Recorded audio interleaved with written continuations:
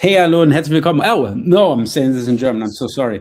Hey, everybody. Welcome to another episode of 302 of a Kind. Sorry for the German. I'm like a little bit confused. You know, we have the show in German on Mondays. Obviously, on Fridays, it's in English. And so in English, please welcome my guest, Kevin Indig. Woo! And the incredible Mr. Tandler. How are you?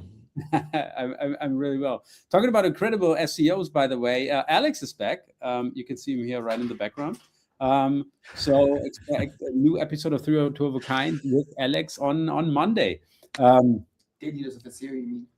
the way, oh yeah, of course, dude. I'm like so confused today. I'm sorry, but it's Friday, so I think it's all right.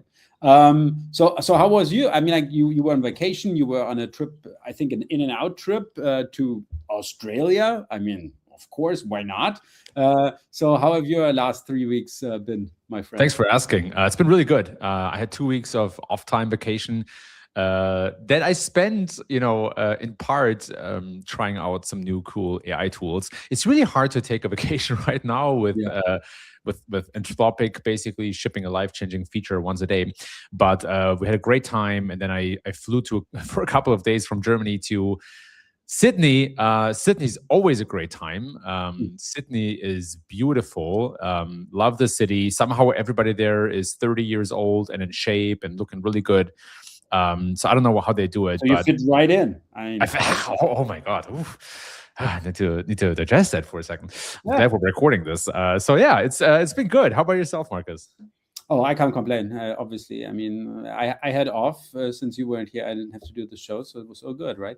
No, I'm just joking. I had a great time. Obviously, my family is obviously traveling since it's a vacation here in Germany, but I do work, so yeah. That's what I'm doing. By the way, I just had this the new website boosting in the mail today, and look which pretty face here greeted me right up front. Woohoo! Look at this, really a superstar that they choose to like basically make this ad about you. This is a conference where Kevin Indig sits in the front and really listens. I love this. Really cool. Really good. Yeah, it's worth it. It's worth it. You're on the first page, and my column is on the last page. So this is fantastic. I have to show this like every time I have the opportunity to do so, because I'm so freaking proud that in Germany, we're the only country that I'm aware of that has a physical, this is real dead trees, right? A physical magazine about SEO and web development. And I read it cover to cover. And as you can see, it's already the 97th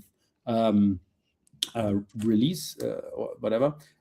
So almost 100 of these website boostings have already been published in the last 10 years. This is just incredible. Thanks so much to Professor Dr. Mario Fischer. You might know from the most read SEO article on Search Engine Land last year. That was Professor Dr. Mario Fischer, who also is the publisher of website boosting. So yeah, thanks so much, Mario. We can't thank you enough for this community. It's an outstanding publication that I read also. Really like it because I have a very high bar for quality. So shout out to Dr. Fischer. And you might want to read episode 100. That's all I'm saying. Oh, of course. Oh, it's something with you? I didn't know. Really? Let's see. Oh, that's funny. Maybe. That's funny. All right. Without much further ado, I would say let's go directly into the topics, because we have to talk about a couple of things, obviously. Again, I mean, like while you were away, a lot of stuff happened. And I think this is the biggest news, obviously. It was the biggest news for the last 2 weeks. Obviously, everybody talks about the Google March 2026 core update, but now it's finally complete. It's finally completed. Took about 12 days at this time, and it was a quite update-heavy period of time. We had this discovery update, we had a spam update before, and now the core update. Obviously, it makes a lot of sense, to do the spam update before the core update. Basically, flush out all the shit before you recalculate it, right? But now there we are, 12 days of Google core update. Madness, and now it's finally complete. What have you heard about the latest core update? So it's very interesting. First of all, the spam update took only 19 hours. What happened there? Must have been a very clear case of what Google doesn't want anymore.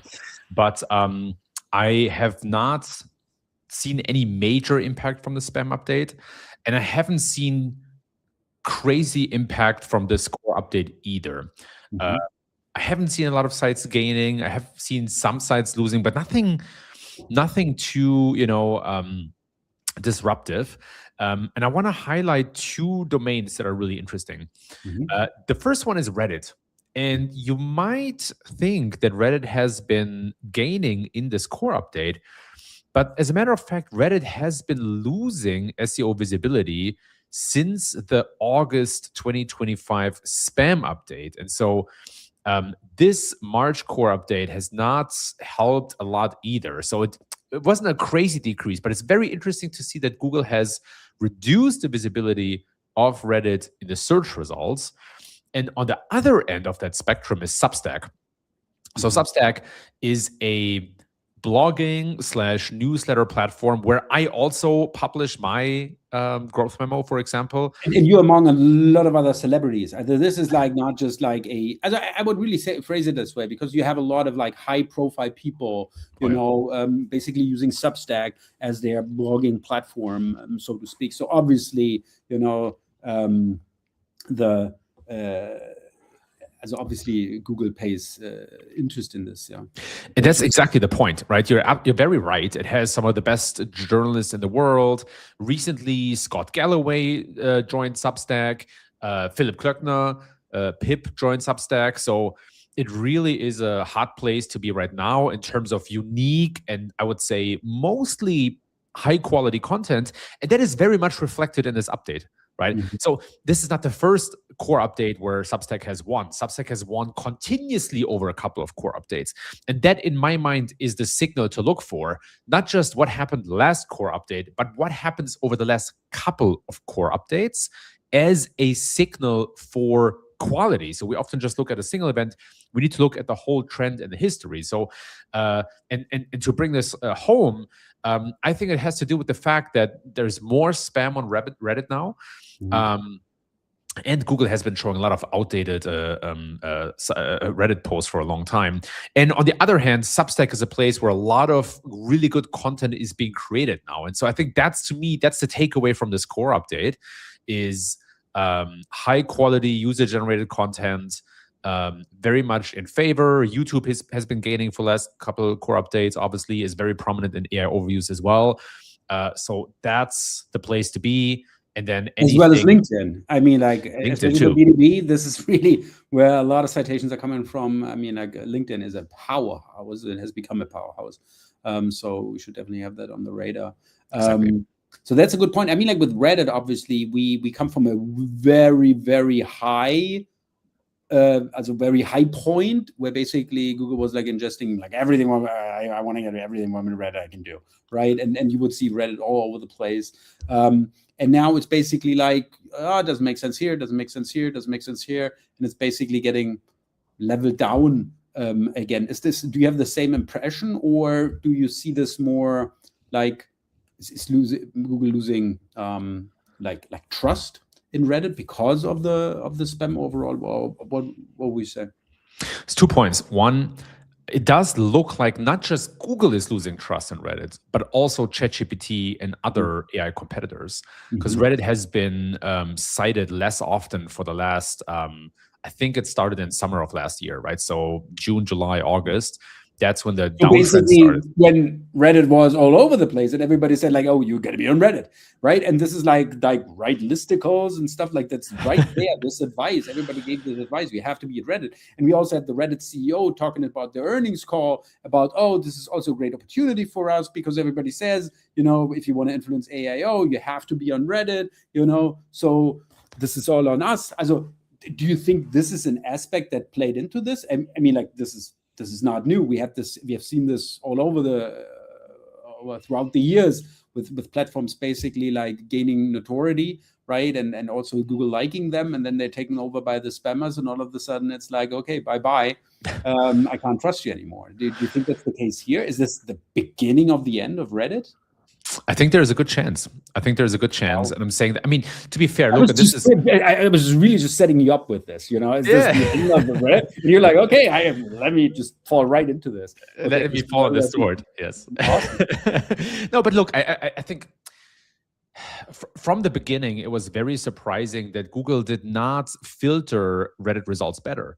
They had some very outdated results in there, right? So and they have full access to the API because I have a commercial deal with Reddit. So I was very surprised about the integration. And to me, I think there's still a lot of value in Reddit, clearly. And I see this in my user behavior studies as well. People really value Reddit, but I think it needs to be filtered better. And so maybe if it's not the end of Reddit, I think Reddit is just being right-sized in its visibility. But as you said, I mean, like Google has all this access and all this stuff. They could easily do this, but doesn't this go back to what we learned in the trials? We actually don't know what happens on the page. We have to fake it. So they were basically like, okay, let me put in all these Reddit results. So basically the user can tell me, is this the right fit here or not? Maybe. This is normal logic, right? Maybe.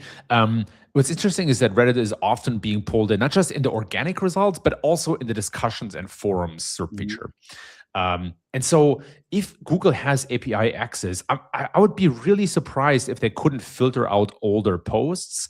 To your point, though, right, we would have to analyze if there would actually be a newer, better post that would be better in this case, right? But so new isn't necessarily better, right? I mean, like obviously it can be newer, but all the discussion already happened there, and all the nuggets are in there, right? Also, potentially. That's a problem. We don't have access to all the Reddit data to really make a comparison. But let's see. Like I think Reddit is helpful in many cases when it shows up. I see this from my user behavior studies where people specifically call and out and trust Reddit. So I don't think it's gonna be at its previous visibility before 2023. But maybe this is the time where all of the LLMs and search engines are kind of trying to right size it. And also to your point, right, we have all these other user generated content platforms like LinkedIn, like YouTube, like maybe Substack and Medium, right? So maybe with the growth of UGC in general, maybe Reddit is just replaced in more cases against other forms of UGC that might be better. But it's super hard to build something up. We just saw this with Dig, like Dig, where I was saying, oh my God, this could be a second Reddit, right? And everybody would love that, if you have a second page where people like real conversations going on between humans.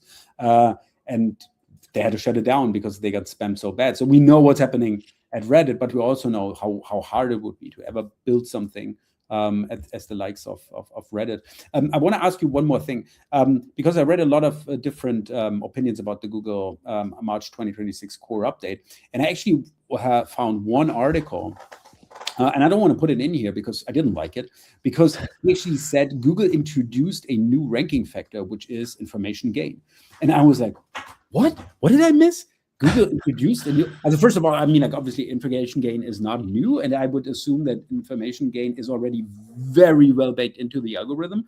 I mean, we see this all the time. This is basically how Google decides if they're even going to crawl a page, if they are going to index a page. Most of the times when you see discovered not crawled, crawled not indexed, Google is just like in the crawling process, seeing, well, this doesn't really, that doesn't have any information gain. This wouldn't make sense to include this in my index because it's basically all of the same I already have, right? And Google always have to decide with their 400 million documents in their index, if you want to get one document in, another one has to go out. So obviously this is about information gain. So this is not a new concept. And so I read that article where it really stated, it introduced the new ranking factor. So I really went digging, and is there something official? And I only found other articles also reciting, saying like, oh, information is really important. I think it was like also very reputable. I think it originated with Glenn Gabe, but I think Glenn Gabe probably did a lot more nuanced analysis here. Basically, like the information gain is also like very important, obviously, probably also with this update, as you would imagine, right? But obviously, Google didn't introduce a new ranking factor, something like official. Nothing official happened here. This is just spitballing. But I found this so amazing, right? You write this article, and then in that case, probably a lot of people didn't write these articles. It's just AI and just like getting same thing somebody else said, right? And it's just BS. And I was like really appalled. I mean, like the core update analysis. What has happened to that, right? Yes, it's funny how the article about information gain does not have any information gain. This is an old concept from information retrieval that existed for a long, long time. But yeah, the problem is with algorithm updates, there is a lot of tea leaf reading, and it's very difficult to there used to be a time where it was easier to understand the commonalities between sites that were published and rewarded. These days, it's very, very difficult because so many user signals are baked into the algorithm. But yeah, there's no new ranking signal that I personally am aware of.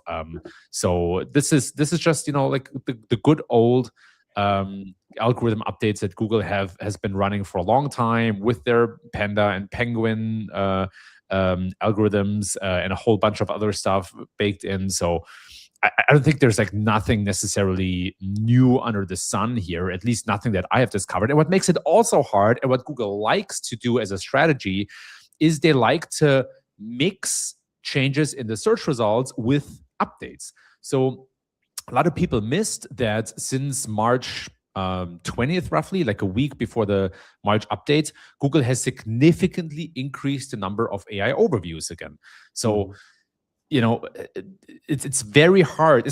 You basically have to treat SEO these days like a stock trader who thinks about all the different factors that can influence a stock. How is the crop? How is the weather? What is the war situation? What's the inflation? There's all these factors, and we have to treat SEO and visibility the same way. While you're just mentioning this, I mean, I wanted to go to a different topic, but I think we can just pull this in right here. Oh, by the way, great SEOs listening to this show. Dennis Chödereber, here he is, the man, the legend, right here live. Dennis, it's great you're here. Thanks for listening in. By the way, if you're also listening in, just drop a comment. I don't know if we're going to be as enthusiastic as with the famous Dennis Chödereber, but we'll try our best, obviously. So since you were just talking about AI overviews, there's this great article on the New York Times, and I love this because actually Lily Ray is mentioned in there, so I always love this, right? If a major newspaper writes something about SEO and just doesn't pull in some random expert, but like a real expert like Lily Ray. So this is good. Really happy with this. And this is actually a fun article because they partnered together with, what's it called?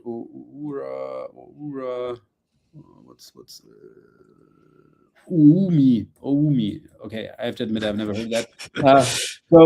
And they basically analyzed the accuracy of Google's AI overviews using a benchmark test called Simple QA, which is widely used across the industry to measure the accuracy of AI system. Great. So, and they're basically like testing all of these AI overviews for accuracy, and they found a lot of BS, right? As here, which year was Bob Marley's home converted into a museum? Obviously, I wouldn't know this as well. AI overview says 1987, although it was 1986, right? And this is actually also written in a newspaper. I don't know, right? There's also so much stuff in these AI overviews where you would really think, okay, this is the correct answer. And I mean, it also sounds very correct, right? Makes a lot of sense. But then it's just BS, yeah. And I mean, like, we all know this, right? And obviously this is also not the same impact as this put glue on a pizza type of thing, yeah, where you could like suffer serious health consequences. This is like really, okay, well, I missed the mark on when Bob Marley's house was turned into a museum. That doesn't really harm anyone, right? And I get it.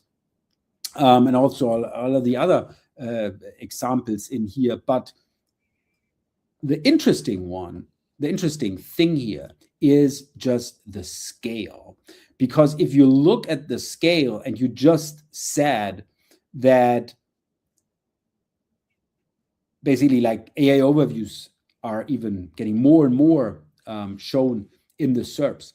And with this, I think we are already at 1% of misinformation being surfaced by Google just due to the sheer amount of Google AI overviews that are shown in the SERPs. 1% of all searches, right, is pure misinformation. This is shocking. Yeah, as this is truly shocking. I mean, like, it doesn't appear like this, right? Because it is still very small, and it's like a lot of like these innocent errors. I would say, which really don't harm anyone. When also there's a lot of stuff where you just don't know that this is actually BS. So people just get a result and run with it, right? Not knowing this is actually true. So, but if you look at it at a macro level, it's 1% of all Google searches right now surfacing misinformation, and this is shocking. Are you just as shocked as I am? It's shocking. I will honestly, I'm not too shocked, because here's the thing, right? One, the internet is full of misinformation, right? This is not just Google hallucinate or AI overviews hallucinating, or Gemini better said.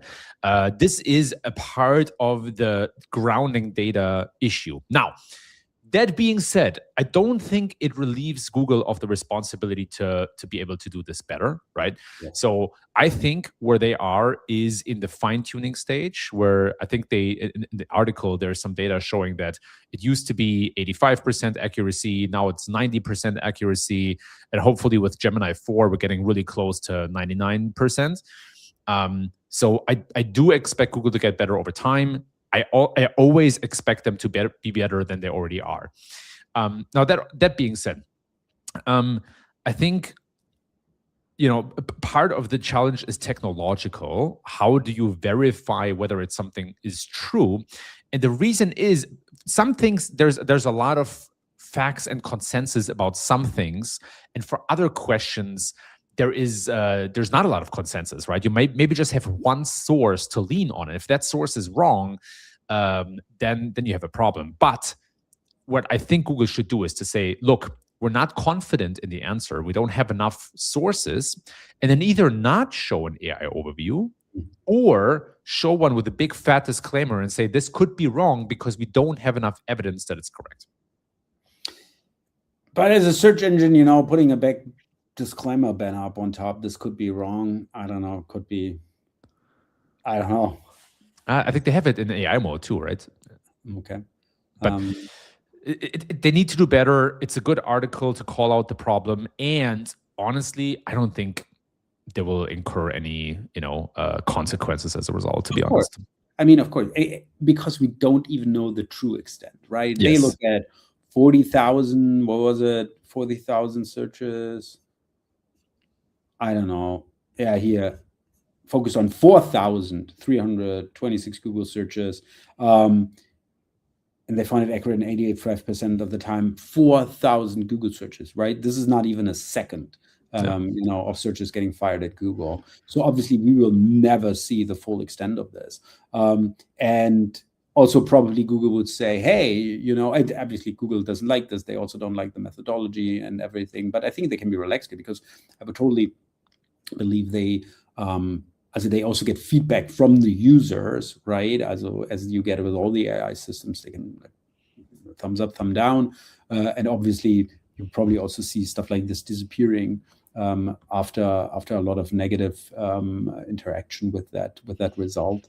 Also, this is what you're saying, right? They're just refining, and obviously, when you do a lot of refining, you also service a lot of things which need to be refined, right? So it makes so much sense. You can't have that stage basically one stage earlier. That's not how this works. But nevertheless, you're completely right. Google should definitely do better, or make people aware, hey, this doesn't necessarily need to be true, although it sounds very true. Yeah, we know this from SEO. Because we know that about 15% of every query that Google sees is new, right? And so the same thing will be true for AI overviews as well, or AI mode, where maybe 15 or more % of prompts are new. And so I've been saying this for a long time now, but because prompts are so specific, there is an information gap on the other end, because you probably don't always have as much content to be a good answer for this. So that means Google needs to stay on top of this, and Google needs to improve. And it also means that the opportunity is on the fringes, on the margin. So what does that mean? It means that the opportunity to be visible is more in the very, very long tail than in the very short head, because that's where Google might have fewer sources to lean on and is more likely to take your content as the answer, as you can see at the hand of the spam problem here. Really interesting. All right, let's talk about the next topic. And there's something really interesting, because Sundar Pichai was interviewed. And I picked Mary's write-up here. I really like this, very comprehensive write-up. And she basically talks about what she learned about the future of search and AI from Sundar Pichai's latest interview. And there's a couple of bits in here I would like to talk to you about. So Sundar was asked if agents will replace search. And he said, I think, something very interesting. He said, if I fast forward, a lot of what are just information-seeking queries will be agentic in search. You'll be completing tasks. You'll have many threads running. Oh my God. And this is super interesting. Okay, let me also read the second part before we dive into it. It keeps evolving. Search will be an agent manager in which you're doing a lot of things. I think in some ways, I use anti-gravity today, and you have a bunch of agents doing stuff, and I can see search doing versions of those things, and you're getting a bunch of stuff done. Obviously, anti-gravity, great tool, also widely used within Google. I think it's called Jetski in there, and which is weird, by the way, that they have the same tool and has two different names for external and internal, whatever. But I think what Sundar is saying here is really super, super interesting. Also, really proposing search will be more agentic. And I think how he says this is basically, now you have like an informational question, right? My informational question could be, if I would go about building a new shower in my bathroom, what is do you use tiles or do you use a rug? Okay, don't use a rug. I'm just saying, probably tiles are better, or whatever. Maybe in Germany. Yeah, whatever. Also, please excuse my stupid question, but as you also know, I'm not very handy. I'm not quite the handyman, so obviously I would really ask questions this stupidly. Neither am I. Thank you. Thank you for your support. It's true. That's my wife. Yeah, but I love it. I can't put a nail into the wall, but I can code an app with Claude Code, right? I mean, what can you do? That's it. What's the better skill? What's the more future-proof skill? I have an opinion. Yeah. Using a hammer. Yeah. But I think this is really funny, because he's basically saying, okay, now we have like a informational query, but this informational query is probably part of a project you're doing, some type of project, and this informational query, it just happens to be a part of this, right? This is something I want to find out, but this is the larger project. You just don't have like an informational need, like, oh my God, I'm just thinking about when did Martin Luther King die, right? No, it needs to be within some sort of project that this question originates. And so this is super interesting. While right now we are basically like firing simple single questions, right? In basically fast forward, you say, hey, this is the project I'm doing. And basically the agent will like, hey, what are the steps you need to take? What do you need to know before you get started? What you should be doing, And this is all what the agent will be doing for you. So a lot of these former information queries will disappear, because this is not on us anymore. This will be the agent basically giving us the best preparation for our project. Or this is how I read this. Do you read this similarly or different?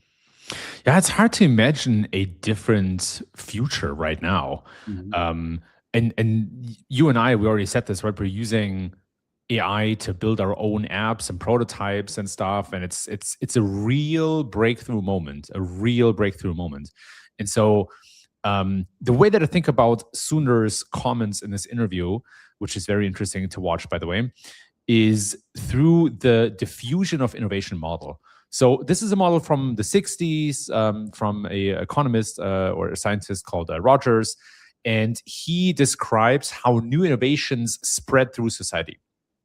And you probably are familiar with the term early adopters. It's very common. So these like 5 stages: innovators, early adopters, that each have a different percentage or share of people that adopt the technology. And so we're right now, I would say, probably in the innovators stage, right? Innovators in this old model is about 2.5% of society, right? So I think that's actually pretty accurate. The most technical people, the most online people are all crazy obsessed now with Claude Code and Claude Cowork, which I am 100% a part of. Yeah. And so next you have the early adopters, right? These might be probably younger people, Gen Z, that already use ChatGPT for everything. And then later you have like the people that are like way older right now, maybe all the people on Facebook. And so I think, this will, I think this is already how I do a lot of things, right? When I am not handy either, not at all. And so when I have to do a handy project, I take out my phone and I use Gemini Live. Call someone to make it for you? No. That's the last step. But first, I need to understand what has to be done. And for that, I absolutely use agentic AI. Why would I not? It's brilliantly good. It troubleshoots so fast. I mean, it's a real game changer. And this will be diffusing more and more through society, where pretty soon my father, who's like in his 70s, will use AI to solve basic problems or get answers to things. And so here's what it means, okay? First of all, the capability, the fact that the technology exists, does not yet mean that everybody uses it. This goes in waves and takes time. 2, it means that the people who adopt this technology have a big advantage. And 3, it compresses search, right? So search, if you think about a query, it's to solve a problem, you had to use a lot of queries, right? Maybe 10, maybe 50 or 100 in some cases. Now it might just be 1 or 2 prompts, or maybe even 3 prompts. And so it compresses the research aspect and it compresses search. And as a result, right, it compresses traffic as well, because people don't need to click around and do the research anymore. Maybe a little, maybe they click around a little bit, but most of the clicks will be purchase driven, and the rest of the stuff comes from bots, which means bot crawls are a leading indicator to search or to conversions. And that's where I'll pause, because otherwise I'll take up the whole show. No, it's okay. Although with bot crawls, I mean, like, yeah, I totally get it. But we also see how ChatGPT is basically like the new Yahoo Slurp, basically ingesting everything it can. So I don't know if this is really the indicator. I think right now, they're like, it will get better. Over eager, but everything else I can totally sign off on. By the way, Dennis is saying this Gen X is fully committed to Claude Code more than Gen Z. I'm getting totally confused. I don't even know what Gen I am anymore. You're a Gen Y. No, I'm just kidding. You are. I think you're Gen X. Gen X. I love it. So I'm committed to Claude Code. Okay, yeah. Thank you. And by the way, Dennis also gives you the good advice. Soon we will be in the service of agents who always say please, which I'm, by the way, doing. But we also heard, you remember this study, that actually if you are not nice, you will actually get better results. This was kind of funny, but I always have like problems being not nice to my agent. Also, you're just a good person, Marcus. You're just a good person. The reason you're getting good results then. Oh my God, right? Yeah. No, the reason I sometimes say thanks or more is to validate the solution, right? I think one way you don't want to use AI is to get the solution and then just close the AI. You want to tell it found the right solution so it can remember and it knows. But anyway, pro tip. Right. Caveman prompts. What is this? All right, probably what I do. Yeah, right on. And by the way, Rudiger's here. Hey, Rudiger, grumpy old SEO is also here. Great. Thanks for joining in, Rudiger. All right, what else did he say? Blah, blah, blah. Robotics is growing fast. I think he also doubles down on robotics. I mean, like, obviously. And this is also very interesting, the discussion on Wing for drone discovery. I think we are scaling up Wing, where in some reasonable time period, 40 million Americans will have access to a Wing delivery service. I'm not talking years out or something like this. This is like clearly saying, hey, this could be as not years. If he's not talking about years, he's talking about months. As in, if he's talking about months, we're talking about Q4, Q1, 2027, 40 million people with wing drone delivery. Do you think so? I think it's already possible. It's just a matter of legislation, right? So Amazon also has a very good pilot program for drone delivery, but it really matters, if you get the permit because of the airspace. And so I think what this means to me is just how many potential future businesses Google has been into for a long time, right? Like Waymo is another crazy example that is taken off right now. And it relieves a bit of pressure, hopefully, maybe not yet, but soon, on search as the cash cow, right? So it's probably seeing that search has more and more ads these days, and it might be great if Waymo just brings in a few $1 billion so that Google doesn't have to monetize search that hard. I think it would actually be a good experience for everybody. So I hope Wing is successful. I can't wait for drone delivery, so I get my products in minutes instead of hours from Amazon. I'm kidding. I don't need it that hard, but I think for a lot of people that maybe don't live in densely populated areas, I think this could be a real game changer. Although I think the 40 million Americans he's referring to is probably 40 million Americans living in metropolitan areas. So I think these are exactly the type of guys that don't live where it would actually make a lot of sense to have that. Would be a good question. Yeah. Agentic OpenClaw-like systems are the future. I heard about this as well. I'm also very reluctant, by the way, just as Mary is. I don't feel I know enough about security to make the system safe. And this is exactly how I feel. Yeah. And, I have one. Sorry. Go ahead. Yeah. You say what? I built one a couple months ago. I like it a lot. And I had a scare moment because one of the libraries that most OpenClaw agents are using had been compromised. And I was like, oh my God, what's going on? And then I checked, and luckily I already, my OpenClaw told me and showed me that I already have the right systems in place to prevent this. So I don't want to, I'm by no means a security expert at all.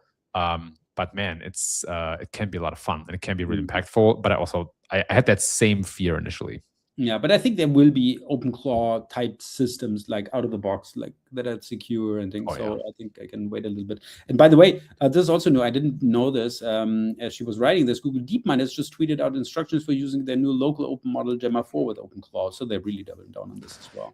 Crazy. Dude, this is game changer, man. I mean, I spent way too much money on OpenClaw because in the beginning you're trying to figure things out. Probably spent a couple thousand on it. Gemma running free locally. But I think that's the future of AI, right? It's going to be local models that don't cost as much. Yeah, and he expects 27 to be a big year in which some of those shifts may happen pretty profoundly. This is like really going to be the age, as basically the year of AI agents. I think this is what you was referring to. So yeah, it's a super interesting interview, and it's also a little bit scary when you look at the whole thing.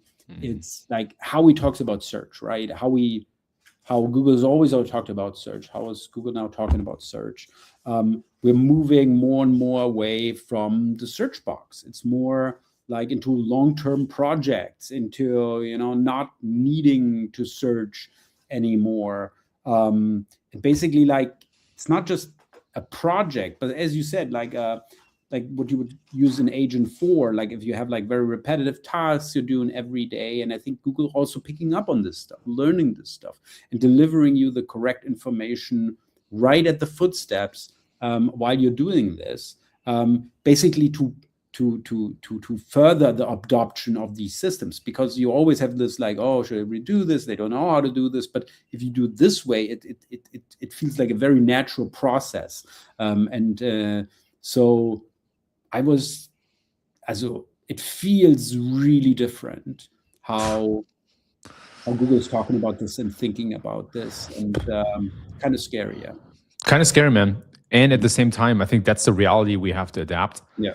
Now, I don't want to call SEO dead. I don't want to say traffic No. is dead. As I We've mentioned always earlier, been the best to adapt. We've always been, for the last 25 years, yes, we've always been the best to adapt. And I love being an SEO because we're at the forefront of all of this stuff, right? And yes, you know, we're talking about OpenClaw, we're talking about Claude Code, but this is like really, this is like the 0.1%, you know, people like, and I love being at the forefront of this, like really, and being like pushed professionally to excel in this topic, right? As if I would have a normal job, right, it would be like, oh yeah, I could take a look at it, maybe it'll save me some time and stuff like this. But for us, it's mandatory, right? It's mandatory. You know, as a yes. consultant, you can't just like, yeah, of course, let me look at it right now. No, I have to have a profound knowledge in all of this to actually be able to consult customers. So I love this, how it basically pushes us into, you know, try, play, build out best practices, you know, gain a lot of experience with it. So yeah, what a time to be alive. Yeah, you're absolutely right. And that's the point, right? You cannot sleep on this at all. You need to lean into this. Absolutely. Yes, yes. Absolutely. So Dennis is right. All right, let's talk about something else. I want to start with this great post here from Cyrus, 5 data-backed features of websites winning Google in 2026. I like the approach, basically reverse engineering. You know, I'm looking at winning website. What kind of features do these sites have? And just really quickly, a lot of them offer a product or a service, which makes a lot of sense, right? As that your website actually has purpose, you know, besides, you know, publishing content or now publishing AI content. Allow task completion. Somebody wants to do something. Obviously, a website that offers you to complete that task should be winning. You have a lot of proprietary assets, first-party data, that kind of stuff. Obviously, this can't be reproduced. AI systems have a problem with this. You are people visit your websites. Tight topical focus, like really like an authority in one specialty, one topic, always helps. And obviously having a strong brand, who would have thought? And I just want to mention this because it ties very good into your article, which you wrote a little bit back, but obviously we didn't have the show since then. The signs of what AI actually rewards, and it basically like comes from both ways, so to speak. So you're doing like a similar approach. This is why. So keep this in mind. But let's talk about this and how you basically, what do you see of being like features or as the things that are special about websites that are winning right now in AI search? Yeah, thanks, Marcus. And also, I really like Cyrus publishing content. I think it was a good article, and I think that's exactly kind of the way to look at it.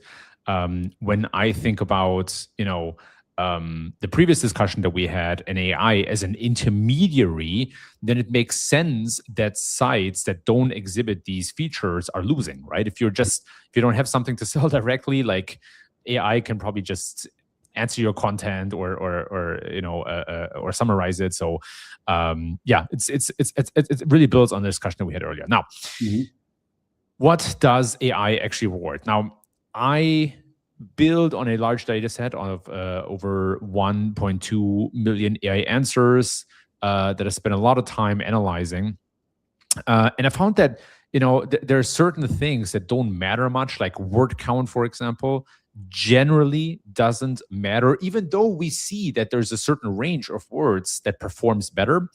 But it doesn't automatically lead to citations or brand mentions. Whereas, you know, having the right entities in your content, the right concepts, and writing in a non-vague way is really being rewarded. Now, what I try to also show in this article is that a lot of these signals vary by industry.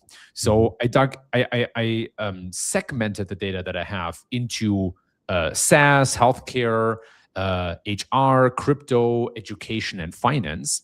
And I found that, you know, based on which vertical you're in, you might need to pay attention to different things. So, for example, in finance, word length usually is much shorter and matters much less.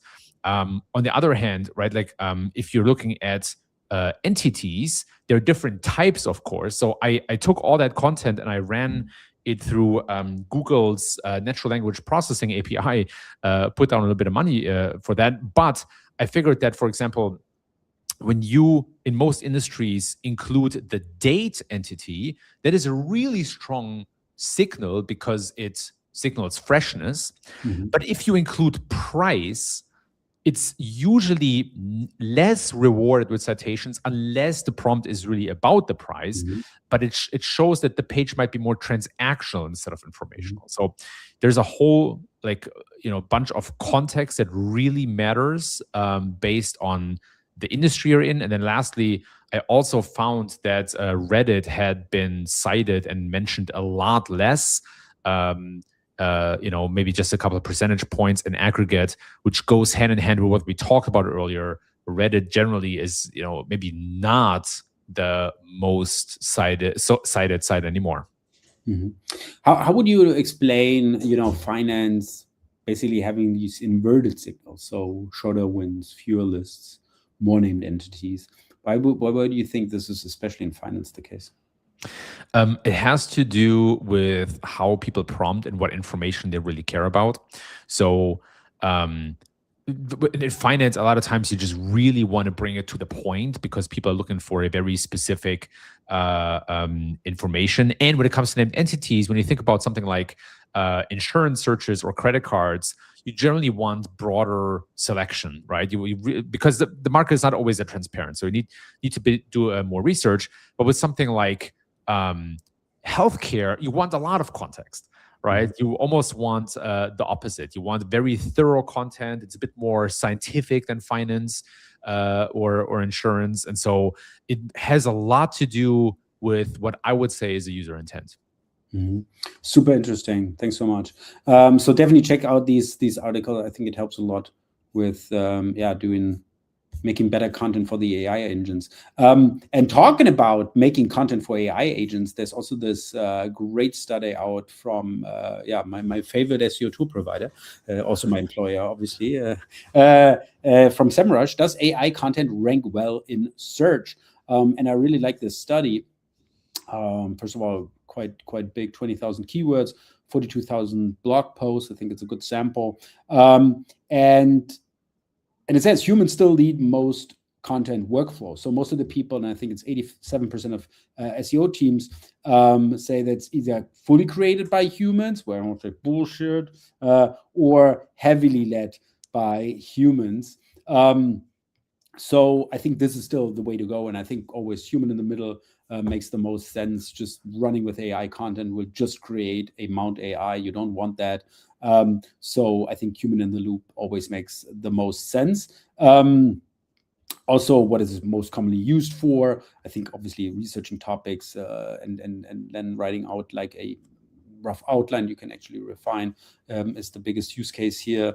Obviously the benefits, but what I think is this here. Also, they also asked SEOs, how does your AI content rank compared to human content? And obviously, you don't just, this is not a qualitative or quantitative study. I have like millions of keywords, millions of blog posts to see how this makes sense. Obviously, you should also be able to detect this is actually really just written by AI, or to what extent it was written by AI. Obviously, this is also hard and also error prone. But I like this qualitative approach to actually ask SEOs. And then also compare how they have responded a year earlier. So while a year earlier, 2% more said works much better AI content. It's now only 8%, right? So it definitely has gone down a little bit, and it's about the same.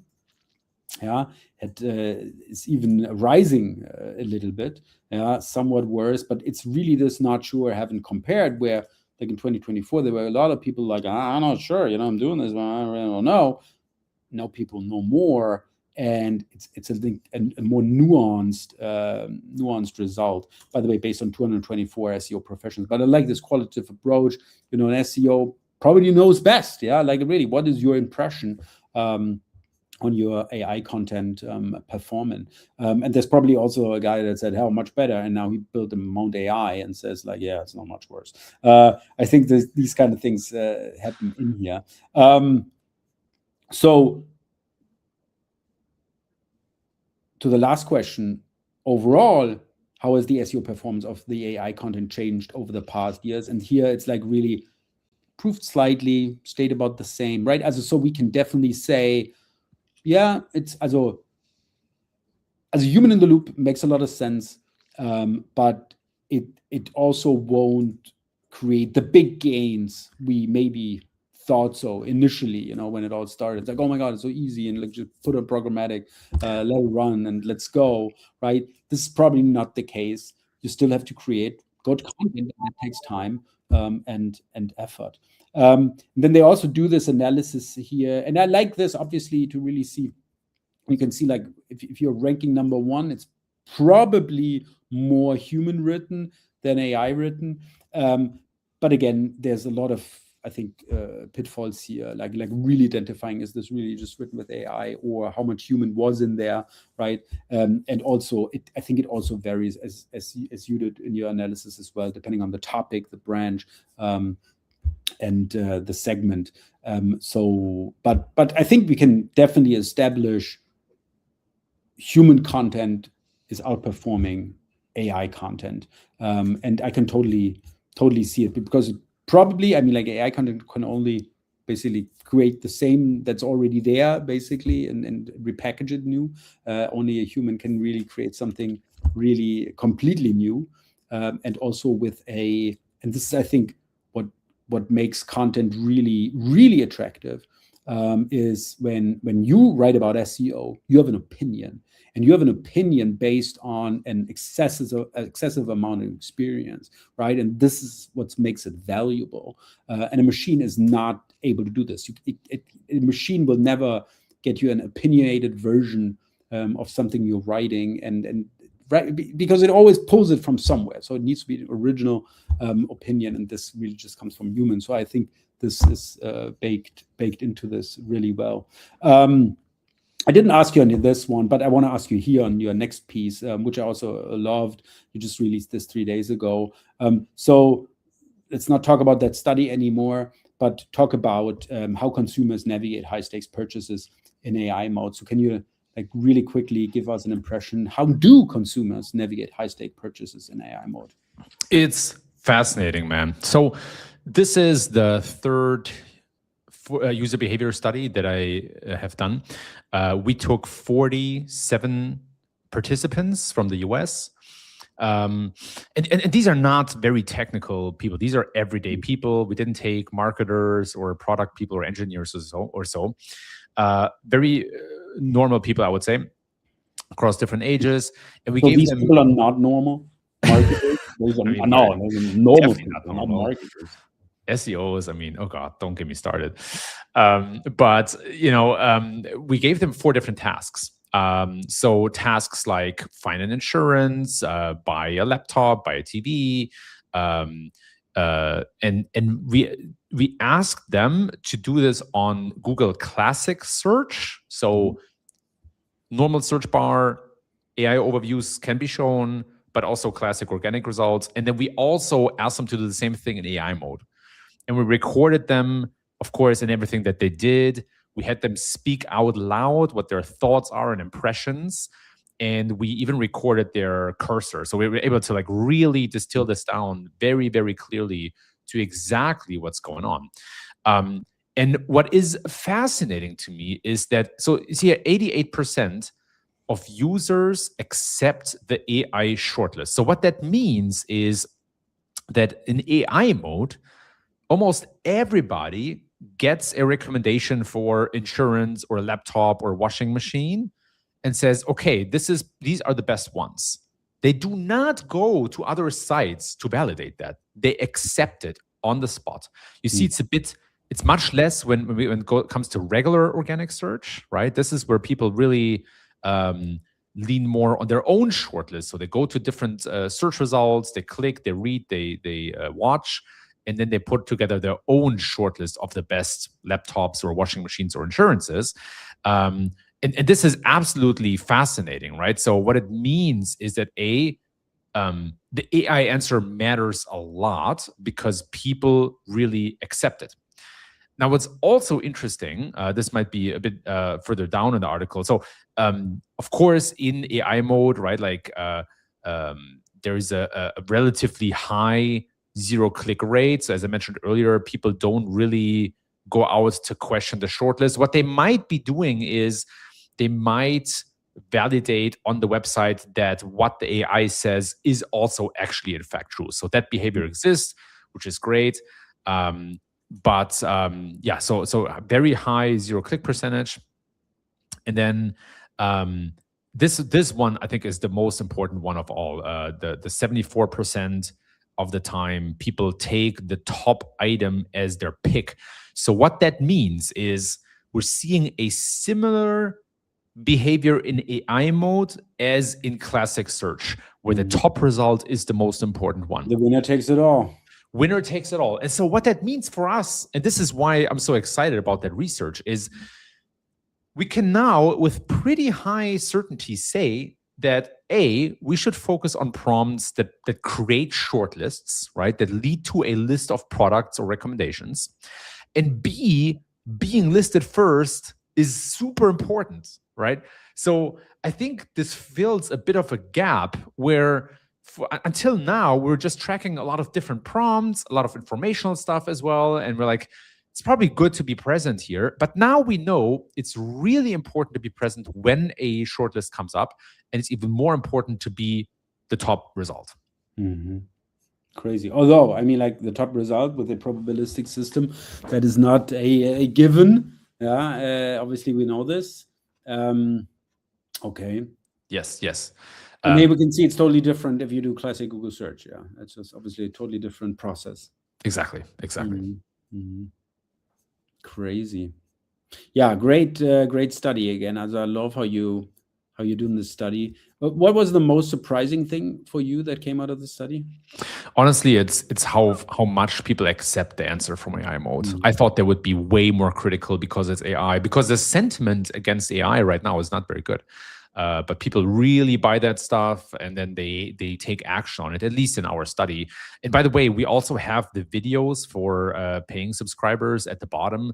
I really, really recommend to watch the videos. It is so insightful because you see how people are using this stuff, and they talk out loud. You're like, oh my gosh, all of this makes so much more sense now. But regarding that, they take, the first result. I mean, like this, the typical presentation bias, right? We also always saw in Google search, the first result always gets more clicks. That's just it. And here just as well. So I think presentation bias is still real, because even if you don't fully trust it, it's like, well, this machine came up with it and said this is the number one. So I think it at least has some merit, right? Also, I think obviously it's hard to completely disregard the results. All right, two more things. Lily Ray, this is super interesting. I mean, it's also a week old, but I want to show this.